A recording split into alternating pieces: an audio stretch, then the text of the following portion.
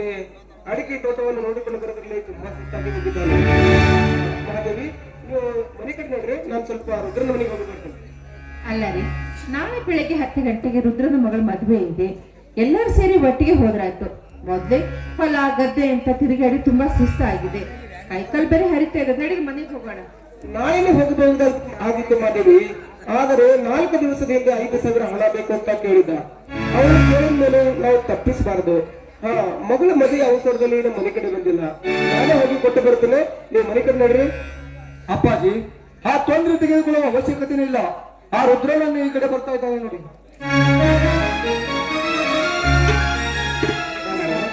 ತಂದೆ ತಾಯಿ ಮಗ ಕೂಡಿಕೊಂಡು ಯಾವ್ದಾದ್ರು ದೇವರ ದರ್ಶನ ಕೊಟ್ರು, ಇಲ್ಲ ಯಾವ್ದಾದ್ರು ಸಮಸ್ಯೆ ಬಗೆಹರಿಸ್ಕೊಂಡ್ರಿ. ಸಮಸ್ಯೆಯನ್ನು ಬಗೆಹರಿಸುವ ಸಮಸ್ಯೆಗಳೇ ನಮಗೆ ಹೆಚ್ಚಾಗಿ ಹೋಗಿದೆ. ಅಂದ ಮೇಲೆ ನಮ್ಮ ಮನೆಯ ಸಮಸ್ಯೆಗಳೇ ನಮಗೆ ಹೆಚ್ಚಾಗಿದೆ.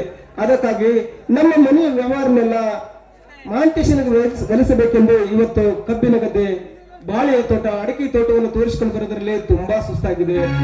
ಇವತ್ತು ಬಿಸಿಲು ಬೇರೆ ನೋಡು, ಅದಕ್ಕೆ ಮನೆ ಕಡೆ ಹೊರಟಿರ್ಬೇಕ. ಹೇಗೋ ಮನೆ ಕಡೆ ಹೊಂಟಿರಿ, ನಮ್ಮ ಮನೆ ಹತ್ರನೇ ಬಂದಿರಿ. ನೀವು 3 ಮಂದಿ ಬಂದ ಮನ್ಯಾಗ ಕಾಲಿಟ್ರ ನಾನು ಜರ ಪಾವನಾಗೋದ್ರಿ. ಬೇಡ ರುದ್ರ, ಇವತ್ ಮಾತ್ರ ಬೇಡ. ಹೇಗಿದ್ರು ನಾಳೆ ಬೆಳಿಗ್ಗೆ ನನ್ನ ಮಗಳ ಮದುವೆ ಇದೆ. ಆದ್ರೆ ಎಲ್ಲರೂ ಒಟ್ಟಿಗೆ ಸೇರಿ ಬರ್ತೀವಿ. ಯಾಕೆಂದ್ರೆ ಈಗ ಹೊಲ ಗದ್ದೆ ತಿರುಗಾಡಿ ತುಂಬಾ ಸುಸ್ತಾಗಿದೆ. ನಾಳೆ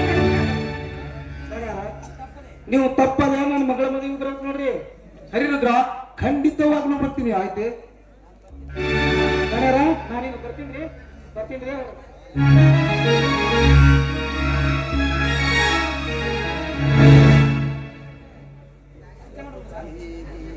ಮಹಾದೇವಿ, ಮಾಂತೇಶ್ ರುದ್ರನಿಗೆ ಹಣ ಕೊಡೋದು ಮರ್ತೆ ಬಿಟ್ಟಲ್ಲ. ಅವನಾದ್ರೂ ನೆನಪಿಸ್ಬಾರ್ದು. ನಾನೇ ಹೋಗಿ ಕೊಟ್ಟು ಬರ್ತೀನಿ, ನೀವು ಮನೆಗೆ ಹೇಳಿ. ನೀವ್ ಯಾಕೆ ಹೋಗಿ ಕೊಟ್ಟು ಬರ್ತೀರಾ? ಹೇಗಿದ್ರು ಮಾಂತೇಶ ಇಲ್ಲೇ ಇದ್ದಾನೆ. ಅವನ ಕೈಯಲ್ಲಿ ಹಣ ಕೊಟ್ಬಿಡಿ, ಅವನೇ ಹೋಗಿ ಕೊಟ್ಟು ಬರ್ತಾನೆ. ಮತ್ತೆ ಅವನು ಕಳಿಸ್ತಾ ಇದೀಯಾ? ನಾನೇ ಹೋಗಿ ಬರ್ತೀನಲ್ಲ. ಅಪ್ಪಾಜಿ, ನೀವು ತುಂಬಾ ಆಯಿಸಿಕೊಂಡಿದ್ದೀರಿ. ನನ್ನ ಕೈಯಲ್ಲಿ ಕೊಟ್ಟು ಬಿಡಿ, ನಾನೇ ಕೊಟ್ಟು. ಅವ ಎಲ್ಲಿರ್ತಾನೆ ಅಂತ ಹೋಗ್ತೀಯೋ? ನೋಡು, ಇದ್ದರೆ ಅವನು ದೇವಸ್ಥಾನ ಹತ್ರ ಇರ್ತಾನೆ, ಇಲ್ಲಾದ್ರೆ ಮನೆಯಲ್ಲಿ ಇರ್ತಾನೆ. ಈ ಹಣವನ್ನು ಕೊಟ್ಟು ಬಾ. 5,000 ಹಣ ಇದೆ ಅಂತ ಹೇಳಿ ಕೊಟ್ಟು ಬಾ. ಸರಿ, ನೀವು ಮನೆಗೆ ನಡ್ರಿ, ನಾನು ಕೊಟ್ಟು ಬರ್ತೀನಿ.